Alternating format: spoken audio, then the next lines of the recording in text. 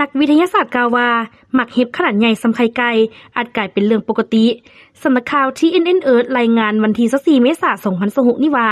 นักวิจัยด้านสภาพภูมิอากาศคาดการณ์พายุที่จะก่อให้เกิดหมักเห็บขนาดใหญ่เท่ากับไข่ไก่หรือใหญ่กว่านั้นและมีท่าเอียงจะเกิดขึ้นเรื่อยๆในอนาคตซึ่งเป็นผลมาจากการเปลี่ยนแปลงสภาพภูมิอากาศของโลกหรือภาวะโลกร้อนผลการศึกษาในปี 2024 ระบุว่า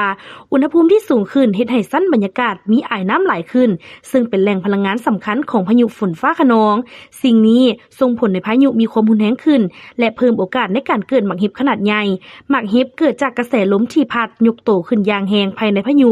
ซึ่งจะพัดพาหยดน้ำขึ้นสู่ชั้นบรรยากาศที่เย็นจัดจนกลายเป็นน้ำก้อนและหมุนวนสะสมตัวเป็นสั้นๆจนมีขนาดใหญ่ก่อนจะตกลงสู่พื้นดินเมื่อมีน้ำหนักหลายพอนักวิทยาศาสตร์จากมหาลัย Northern Illinois ระบุว่า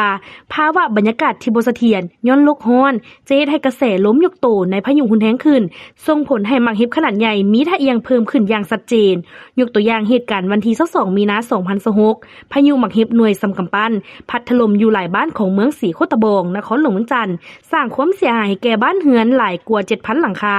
และในเดือนเมษายนอยู่แขวงไชยสมบูรณ์และมาในวันที่14 เมษายน 2026ได้เกิดพายุลมแรงและหมักเห็บตกในรัฐวิสคอนซินของสหรัฐอเมริกามีพายุหมักเห็บขนาดใหญ่เท่าหน่วยไข่ตกลงมาและได้สร้างความเสียหายเป็นวงกว้างเฮ็ดให้รถบุ้มและแวนรถแตกเสียหายหลายกว่า 1,700 คันและเหตุการณ์อื่นๆ